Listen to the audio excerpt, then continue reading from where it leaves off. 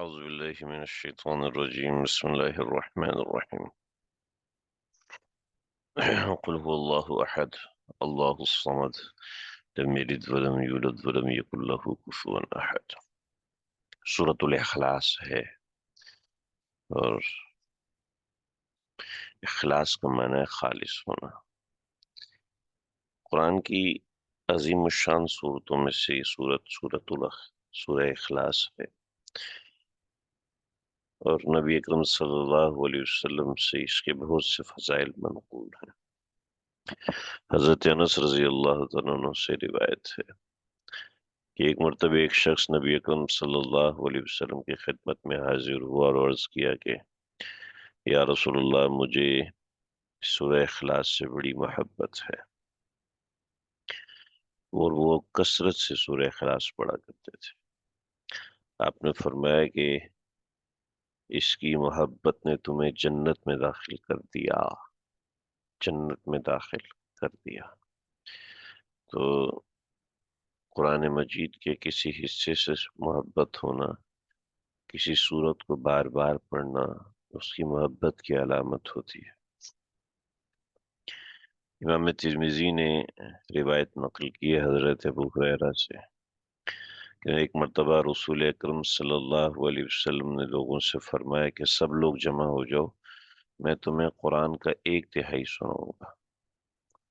قرآن کا 1/3 یعنی تیسرا حصہ، 10 پاروں کے برابر۔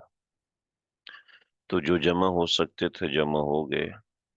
آپ صلی اللہ علیہ وسلم تشریف لائے اور آپ نے قل هو اللہ احد اللہ الصمد لم یلد ولم یولد ولم یکن له کفوا احد قرأت فرمائی، اور ارشاد فرمایا کہ یہ سورہ 1/3 قرآن کے برابر ہے۔ مسلم میں بھی یہ روایت موجود ہے، ابو داؤد میں روایت ہے، ترمذی میں ہے، نسائی میں ہے، ایک طویل حدیث ہے۔ آپ صلی اللہ علیہ وسلم نے فرمایا جو شخص صبح اور شام سورہ اخلاص یعنی قل هو اللہ احد اور معوذتین آگے کی صورتیں پڑھ لیں تو یہ اس کے لیے کافی ہے۔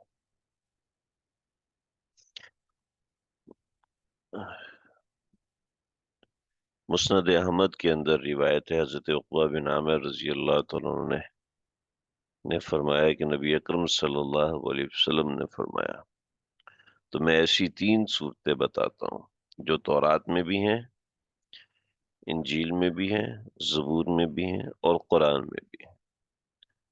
فرمایا کہ رات کو اس وقت تک نہ سو جب تک یہ تینوں صورتیں نہ پڑھ لو، اور حضرت عقبہ نے فرمایا کہ میں نے یہ تینوں صورتوں کو کبھی بھی نہیں چھوڑا۔ وہ تینوں صورتیں سورہ اخلاص، سورہ فلق اور سورہ ناس ہے۔ تو آج ہم انشاءاللہ یہ تینوں صورتیں پڑھیں گے۔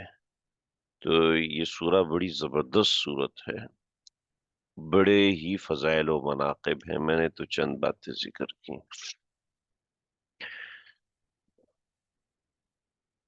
اصل میں ایسا ہوا تھا کہ مشرکین نے آپ صلی اللہ علیہ وسلم سے پوچھا تھا آپ اللہ کی اتنی بات کرتے ہیں، آپ اللہ تعالیٰ کا سلسلہ نسب بتائیں۔ تو یہ سورہ مکے میں نازل ہوئی ہے، یاد رکھیے گا، اور 22ویں نمبر پہ یہ سورت نازل ہوئی ہے۔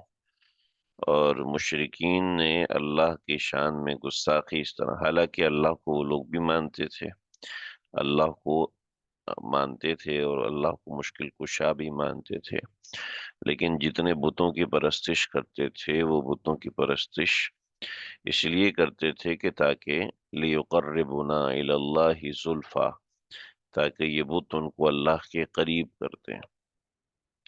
تو لیقربونا ہمیں اللہ کے قریب کر دیں، الی اللہ اللہ کے زلفا بہت ہی قریب کر دیں۔ وہ اللہ کی پرستش اس لیے، بتوں کی پرستش اس لیے کرتے تھے تاکہ وہ اللہ کے قریب ہو جائیں۔ لیکن نبی علیہ الصلوۃ والسلام نے جب اللہ کی طرف مخلص ہو کر بلانا شروع کیا تو مشرکین کو اس بات پہ غصہ آتا تھا اور یہ بات ان کو بری لگتی تھی، تو وہ چڑ کے انہوں نے یہ سوال کیا، اور بعض روایات میں ہے کہ یہ سوال یہود کی طرف منسوب ہے یہود نے یہ بات کی تھی کہ محمد صلی اللہ علیہ وسلم سے اللہ کا سلسلہ نسب پوچھیں، تو اللہ رب العزت نے اس کا جواب سورہ اخلاص کے ذریعے سے دیا۔ قل، آپ کہیے، قل قرآن مجید میں جب بھی آتا ہے عام طور پر کسی سوال یا کسی اشکال اور اعتراض کے جواب میں آتا ہے۔ بعض حضرات کا یہ بھی کہنا ہے کہ بعض، جیسے کہ روح المعانی میں ہے کہ بعض کافروں نے حضور صلی اللہ علیہ وسلم سے یہ سوال کیا تھا کہ آپ جس اللہ کی عبادت کرتے ہیں وہ کیسا ہے، اس کا حسب اور اس کا نسب بیان کریں، اس کا تعارف کروائیں جیسے ہمارے خداؤں کے تعارف ہیں۔ بحقی میں بھی ہے، تبرانی میں بھی ہے، اور دیگر بہت سی کتب میں ہے۔ تو قل، آپ کہیے، هو اللہ، وہ اللہ ہے، احد، احد، اکیلا ہے۔ دیکھیں، احد، اکیلا کا جو ترجمہ کرتے ہیں یہ صحیح نہیں، احد سے جو ترجمہ واحد کا کرتے ہیں یہ صحیح نہیں، واحد تو کسی بھی طرح صحیح نہیں۔ اکیلا کا ترجمہ تو کریں گے لیکن ترجمہ اس طرح کریں گے کہ قل هو اللہ احد، احد کا معنی ہے ہر لحاظ سے،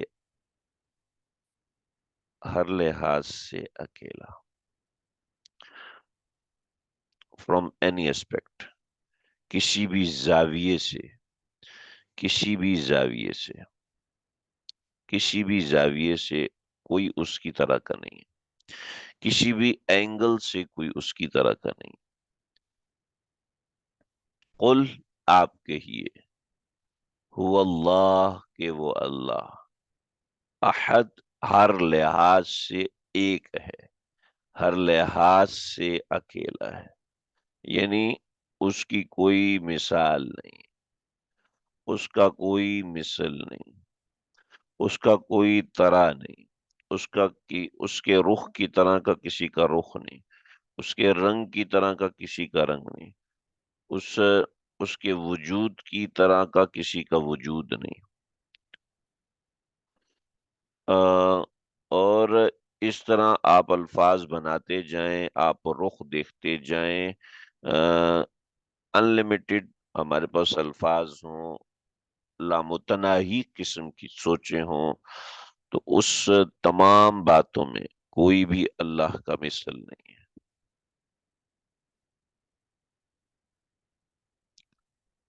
صرف وہی ہے۔ نہیں، یہ تو ہم کہہ سکتے لیکن ترجمہ نہیں کر سکتے نا، وہ احد کا ترجمہ تو اکیلے کا ہوتا ہے، شعر نہیں۔ آپ کا لفظ سمجھ میں نہیں آ رہا، آپ نے کیا لکھا ہے سمجھ میں نہیں آ رہا۔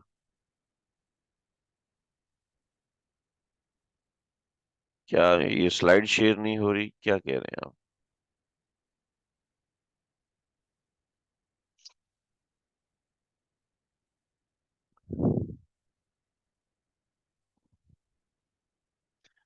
میں تو جس طریقے سے کرتا ہوں اسی طرح کر رہا ہوں، اب واللہ علم آپ کے پاس شیئر کیوں نہیں ہو رہا۔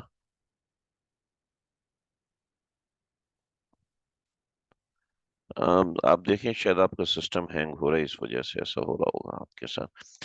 تو بعض دفعہ میرے ساتھ بھی ہو جاتا ہے، کلاس لیتے وقت وہ دیر سے آ رہا ہوتا ہے۔ چلیں جی، تو اکیلا، آ، یعنی ہر لحاظ سے اکیلا، اس کو ذرا سمجھیے۔ میرے گھر میں ایک لائٹ لگی ہوئی ہے، ٹھیک ہے، یہ لائٹ لگی ہے قدیم زمانے کی، ٹھیک ہے، آپ کو وہ لائٹ پسند آئی، آپ کہتے ہیں یار مجھے یہ لائٹ لینی ہے۔ میں نے کہا یار بھائی یہ لائٹ جو ہے نا، یہ جب گھر بنایا تھا نا آج سے 50 سال پہلے، یہ اس وقت کی لے کے رکھی ہے، بڑی اچھی کوالٹی کی تھی، وغیرہ وغیرہ وغیرہ، تو ابھی اس طرح کی لائٹ ملتی نہیں ہے۔ اچھا، تو میں آپ کے گھر گیا اور پھر آپ نے اس سے ملتی جلتی ایک لائٹ آرڈر دے کے بنوائی تھی۔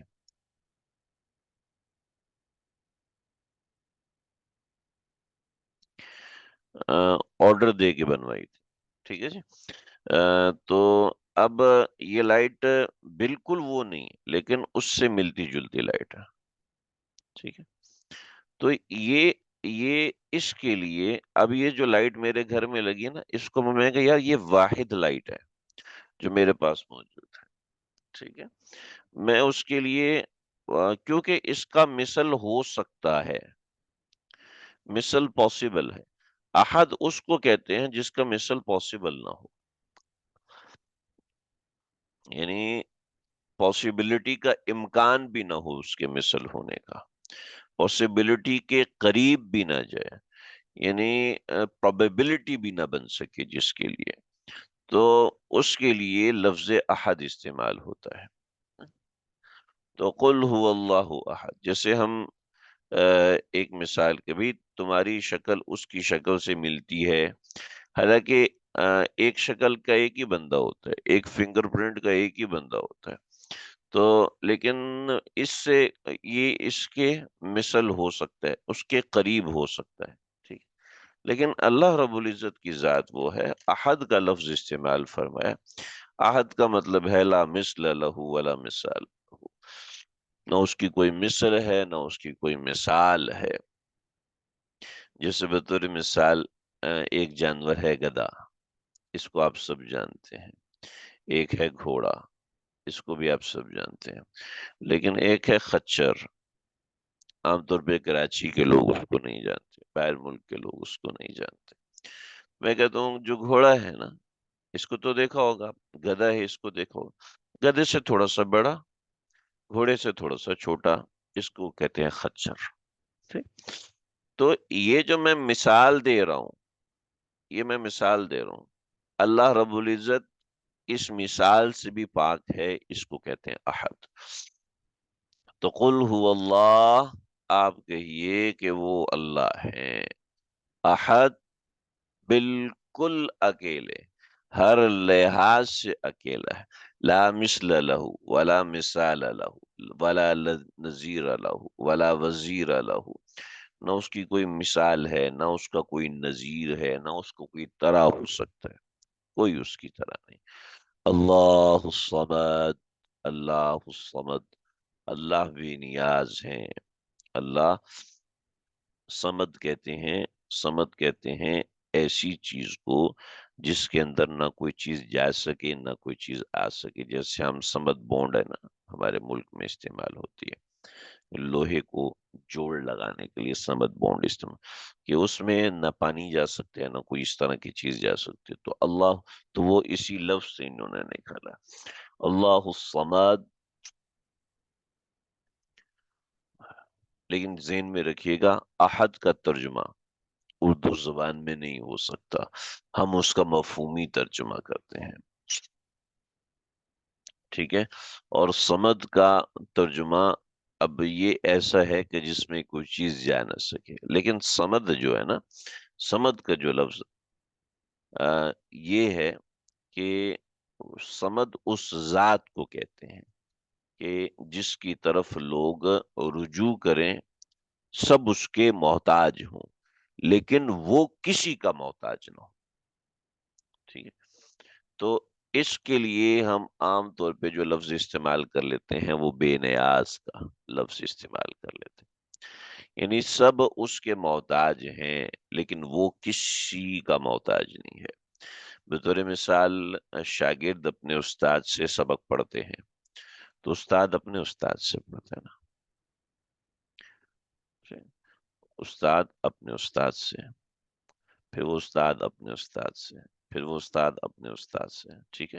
پھر وہ استاد اپنے استاد سے، تو استاد بے نیاز نہیں ہے، وہ اپنے استاد سے بے نیاز نہیں ہے، وہ کتاب سے بے نیاز نہیں ہے، ٹھیک ہے؟ پھر یہ استاد استاد سے بے نیاز نہیں، وہ کتاب سے بے نیاز نہیں ہے، یہ استاد استاد سے بے نیاز نہیں، یہ استاد کتاب سے بے نیاز نہیں ہے، یہ استاد ہلم جرا، یعنی یہ چیز چلتی رہتی ہے۔ لیکن صمد وہ ہوتا ہے جو کہ سب مل کے اس کے محتاج ہیں اور یہ کسی کا محتاج نہیں ہے، تو سمد کے لفظی معنی تو ایسی چیز کے جس میں کوئی چیز جا نہ سکے، جس سے کوئی چیز نکل نہ سکے، لیکن اس سے فائدہ ہو جائے، لیکن اس کا محاورتاً معنی یہ ہوتا ہے۔ تو ہم اس کا ترجمہ سمجھنے کے لیے کرتے ہیں بے نیاز، لیکن یاد رکھیے گا بے نیاز اس معنی کو مکمل طور پر بیان نہیں کرتا۔ یہ جو چیز میں نے آپ کو بتائی ہے، اس کو بے نیاز کا لفظ بیان نہیں کرتا، یاد رکھیے۔ اس سارے پروسیس کو بے نیاز بیان نہیں کرتا، بس ہمارے پاس چونکہ لغت اتنی سی ہے، ہم اس لیے اس کو اتنا ہی کہہ سکتے ہیں۔ ظاہری بات ہے یہ وہ چیز ہے جو اللہ جنت میں جب ہمیں دکھائیں گے تو پھر اصل میں سمجھ میں آئے گا۔ اللہ ہم سب کو نصیب فرمائے۔ اور احد کے پیچھے جو سارا پروسیجر وہ میں نے آپ کو بتایا کہ لا مثل لہ ولا مثال لہ ولا نظیر لہ ولا وزیر لہ وغیرہ وغیرہ وغیرہ۔ تو یہ چیز ہے۔ لم یلد، اب اس کی تھوڑی سی وضاحت کر دیتے ہیں۔ لم یلد، نہ اس کی کوئی اولاد ہے، ولم یولد، نہ وہ کسی کی اولاد ہے۔ تم جو نسب پوچھ رہے ہو وہ نسب کیا ہے؟ وہ یہ ہے کہ لم یلد، وہ کسی کی اولاد نہیں، لم یلد، نہ اس نے کسی کو جنا ہے، نہ اس کی کوئی اولاد ہے، ولم یولد، نہ وہ کسی کی اولاد ہے،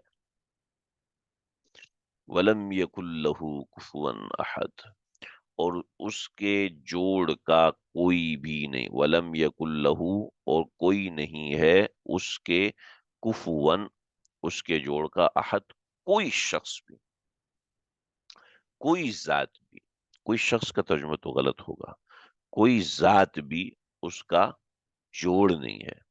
کفو کہتے ہیں، کفو، یہ لفظ سمجھ لیجئے، بڑا اہم لفظ ہے یہ۔ کفو کہتے ہیں ہم پلہ کو۔ جب ہم رشتہ کرتے ہیں تو رشتے کے اندر بنیادی طور پر ہم سب سے پہلے عقیدہ دیکھتے ہیں، اخلاق دیکھتے ہیں، اور دینداری دیکھتے ہیں۔ ان سب چیزوں میں برابری شرط اول ہے۔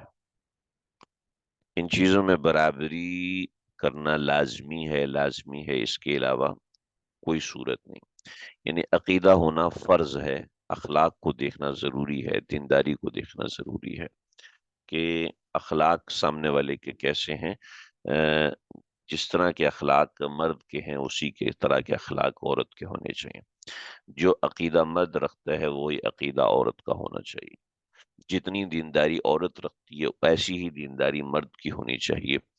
اگر عورت کا دین زیادہ ہے تو مرد کے پاس جا کے خراب ہوگا، مرد کا دین زیادہ ہے تو انشاءاللہ وہ عورت کو صحیح کر لے گا، لیکن دینداری برل ہونی چاہیے، نہیں تو عورت کو برل تکلیف ہوگی، پریشانی ہوگی، اور اس طرح مرد کو بھی تکلیف ہوگی اگر اس کے اندر ایکویلٹی نہیں ہوگی۔ تو ایکویلٹی اس کے اندر ضروری ہے، ٹھیک ہے، برابری ضروری ہے۔ اور چار چیزیں ایسی ہیں جن کے اندر اگر اوپر نیچے ہو جائے تو کوئی مسئلہ نہیں ہے۔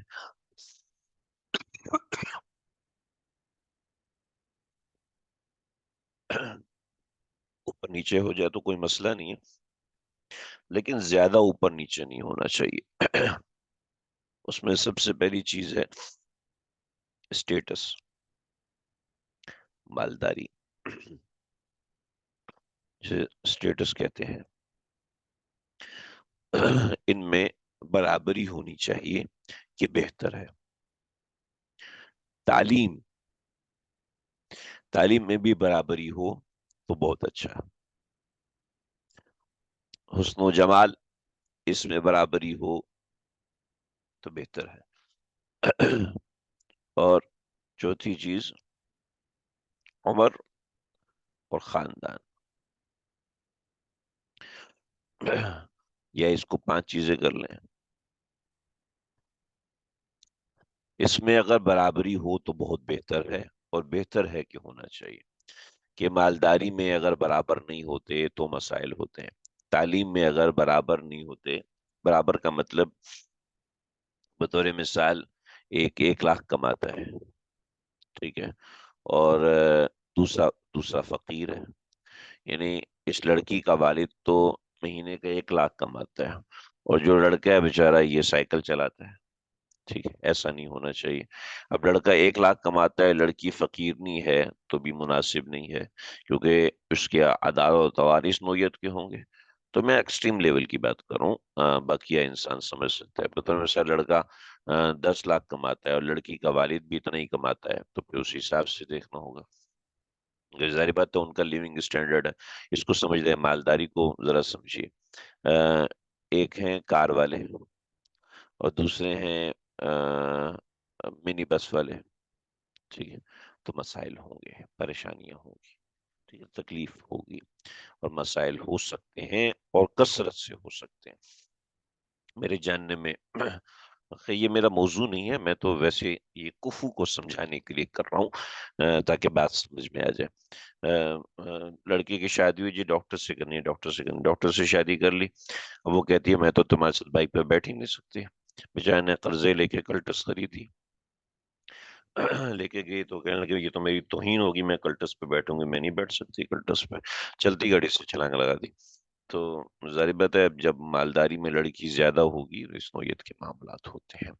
بہرحال مالدار لوگ اپنے بچوں کو جو پالتے ہیں وہ کس لحاظ سے پالتے ہیں، وہ پالنا ان کا دوسرے لحاظ سے ہوتا ہے۔ وہ کہتے ہیں جنہیں اس کام کے لیے بھی ماسی، اس کام کے لیے بھی ماسی، تو ان کو تو کام کرنے سے موت آتی ہے، تو اس کام کے لیے بھی ماسی، اس کام کے لیے بھی ماسی، اور جو غریب آدمی ہے وہ کہتے ہیں بھئی یہ کام تو خود ہی کر سکتے ہیں، تو جھگڑے ہوتے ہیں، بڑے مسائل ہوتے ہیں، تعلیم اور یہ۔ تو یہ خیر یہ ایک میرا آج کا موضوع نہیں ہے، تو ان سب چیزوں میں دیکھ کر رشتہ کرنا چاہیے، اس کو کہتے ہیں کفو، اس کو کہتے ہیں ہم پلہ۔ جب کوئی دوسرے کے ہم پلہ ہو جائے تو پھر وہاں رشتہ کرنا چاہیے، اس سے آگے پیچھے رشتہ نہیں کرنا چاہیے۔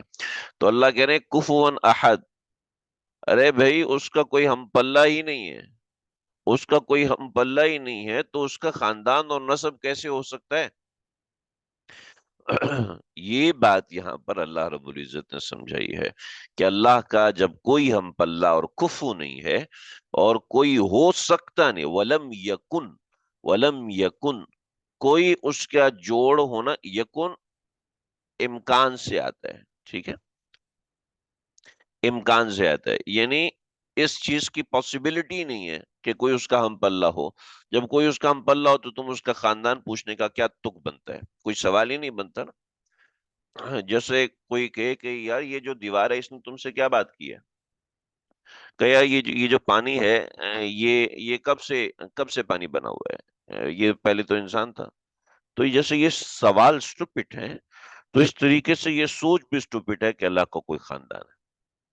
یہ سوچ نہیں تو یہ تو سوال چلو ہو سکتا ہے پاسبل ہو جائے، پانی کا بھی انسان تھا، لیکن یہ تو پاسبل ہی نہیں نا کہ کوئی اللہ کا ہم پلہ ہو۔